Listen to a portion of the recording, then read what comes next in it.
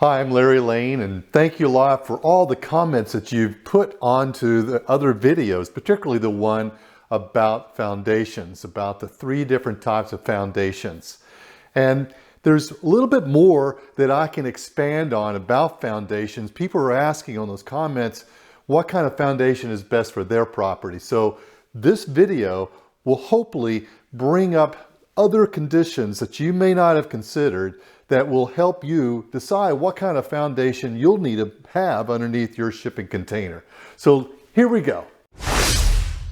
I've broken it down to 3 different key factors to consider when you are trying to choose which kind of foundation to use. And there's other subtitles under there. Now let me go through some of those. The 3 we'll start with the physical. Now within the physical, there are bearing capacity of the soil. Now that is exactly what is discussed in the other video about the foundations. The bearing capacity of the soil is going to determine the 3 different types of which one of the 3 different types of foundations you may want to use. That would be the stem, the raft, or the pier. And so look at that video. I'll put a link on this video so you can come back to this link to see a little bit more about those type of foundations to see if they're best for you. Let's go on. Within the physical type of category, the groundwater level is also a concern. Now, you obviously don't want groundwater to be eroding away from all the soil underneath your foundation, so you'll need to know where the groundwater is on your property. Another concern is the frost line.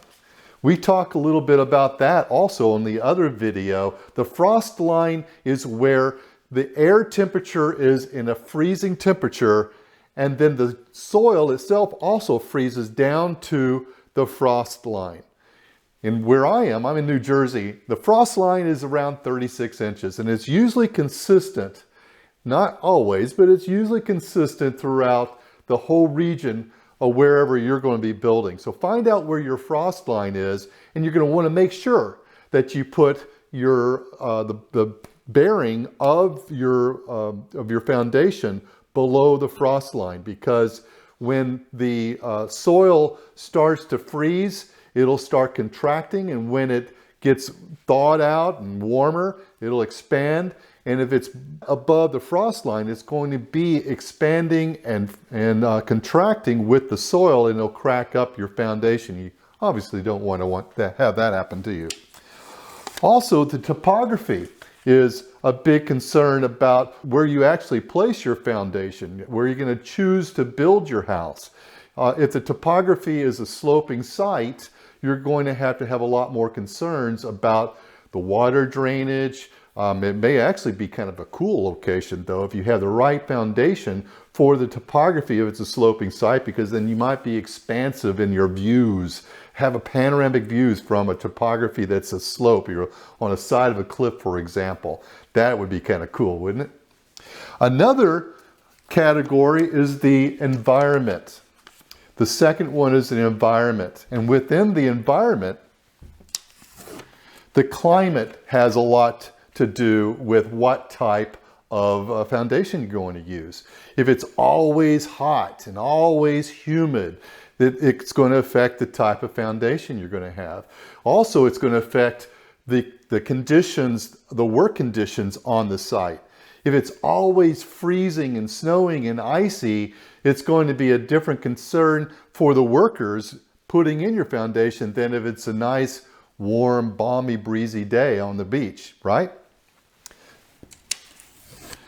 Radon and other conditions is another concern of yours. Now, radon, you can't smell it or see it, but it can actually cause lung cancer. And so it's very important that you make sure that the soil doesn't have that type of contaminants.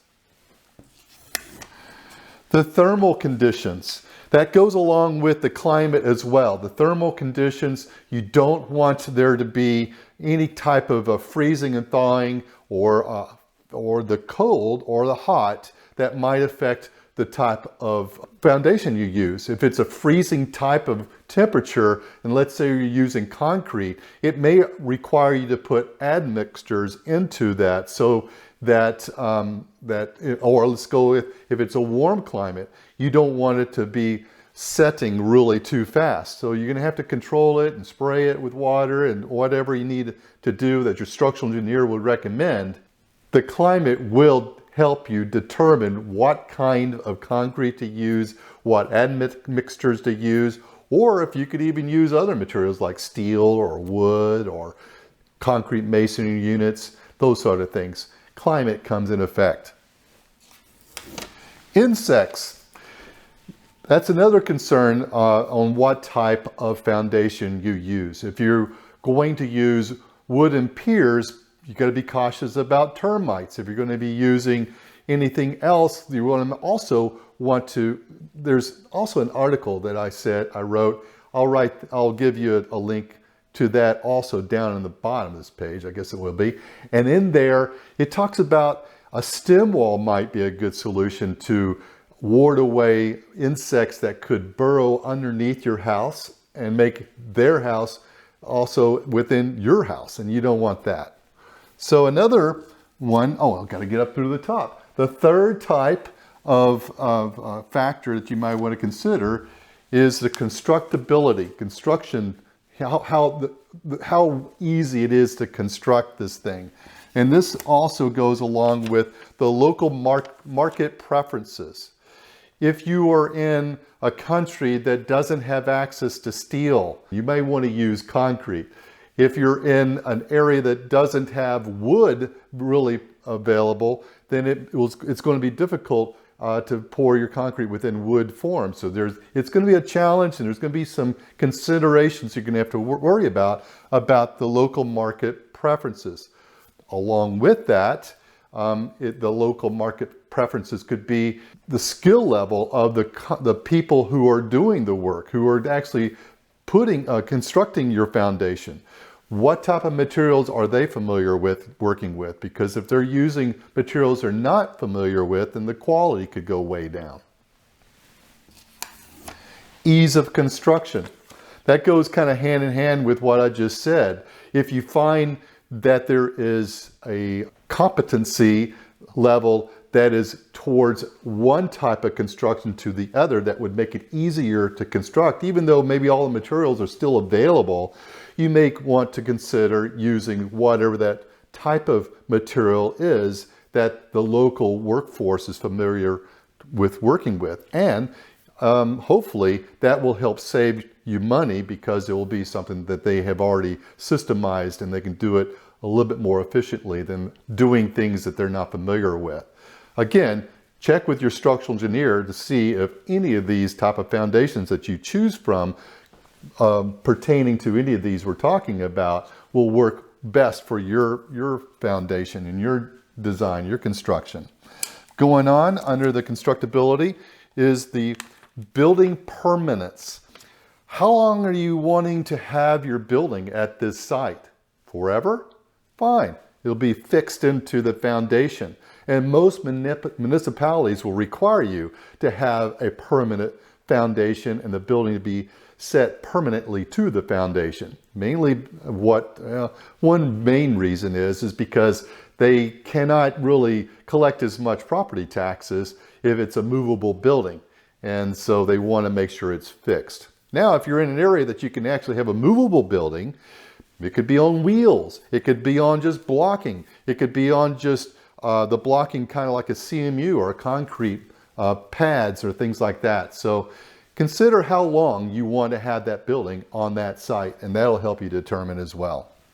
Another sub-key factor is the construction cost. The bottom line is always a concern, right? And so what can you afford? It's usually less expensive to build a foundation using piers than it would be for a stem wall that would be a concrete or a CMU wall, construction masonry unit wall that's set onto a reinforced concrete spread footing. Piers are also cheaper than a slab. If you were going to have a slab or a kind of a raft type of foundation, those rafts are often used on expansive soils like clay. And lastly, the construction schedule. That goes hand in hand with the competency of the contractor or the availability of the materials. And that is also a concern right now. The material availability for construction, my gosh, it is crazy right now. It's starting to get better, but there are so many delays in some of my projects I'm working on because the contractor just can't get the materials on the site fast enough, not anything like they're used to. So there's extensions of construction time that has to happen in order to get the materials on the site. Also, the construction schedule will have to do with the availability of people to inspect and give you permits. So those are all kinds of concerns that you may want to consider when you're trying to determine what kind of foundation to use in your shipping container, or under your shipping container, I should say. Hey, if this is helpful, give me a thumbs up and subscribe to this channel, and we'll discover all kinds of cool ways that you can build buildings with shipping containers.